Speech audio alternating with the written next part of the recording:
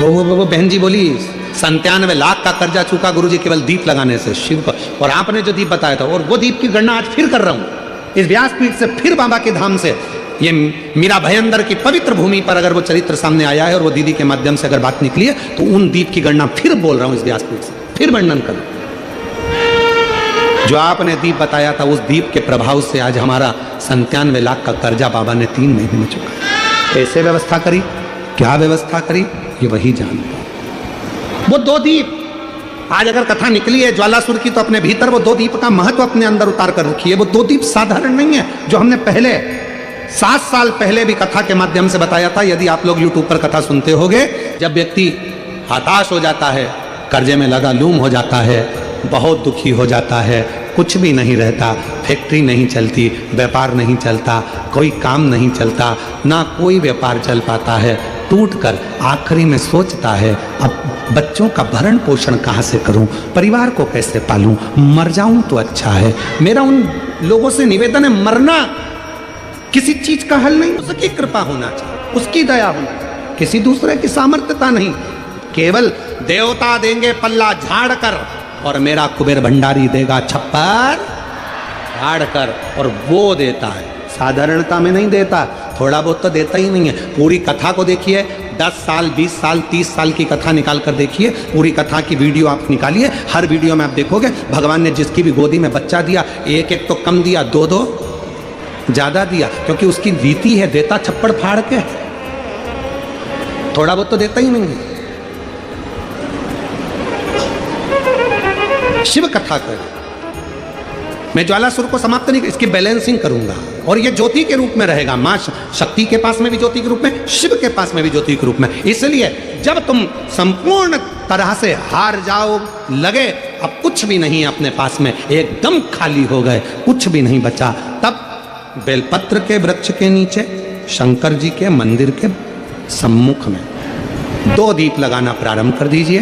एक लंबी बाती का दीप, एक गोल बाती का दीप, एक शक्ति का, एक शिव का, दोनों दीप घी के, दोनों सामने रखो, बाबा को प्रार्थना करो। शिव मंदिर में लगाने के बाद फिर बेलपत्री के वृक्ष के नीचे जाओ। उस बेलपत्री के वृक्ष के नीचे जाना जिसकी छांव तुम्हारे ऊपर पड़े, पौधा नहीं, पौधे की छांव नहीं आ पाती अपने ऊपर, पौधा छोटा सा रहता तो उसकी छांव नहीं आती। बेलपत्र के वृक्ष की छांव में बैठकर 2 दीप लगाओ जिसकी छांव है। 2 महीना नियम ले लो, शाम के समय पर दिन भर मेहनत करूंगा, परिश्रम करूंगा, अपने व्यापार को बढ़ाऊंगा, कर्म करूंगा, मेहनत करूंगा, और शाम को प्रदोष काल में मेरे घर का कोई भी व्यक्ति जाएगा, शिव मंदिर में 2 दीप और बेलपत्र के वृक्ष के नीचे 2 दीप लगाएगा। 2 महीना इंतजार करना, मेरा बाबा हाथ पकड़कर तुम्हें ऐसा दौड़ाएगा कि शिव अपने आप करुणा करने लगेगा। छोड़ता नहीं है शिव। दुनिया में एक दोस्त ऐसा है मेरा देव अधिदेव महादेव, दुनिया में एक मित्र ऐसे हैं मेरे शंकर भगवान, जिन्होंने शंकर को अपना सर्वस्व मान लिया।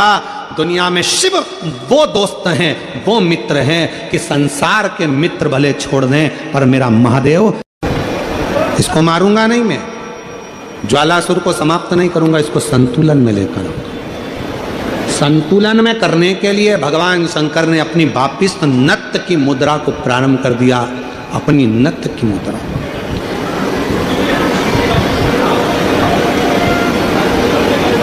और जो भगवान ने नत्य की मुद्रा को, नट लीला को करना प्रारंभ करा कि वो जो ज्वालासुर था उसकी अग्नि शिव के चारों तरफ परिक्रमा करने लगी, और वो ज्वालासुर आखिरी में शंकर भगवान की शरणागति में पड़ गया। बाबा भोलेनाथ कृपा करिए, दया करिए,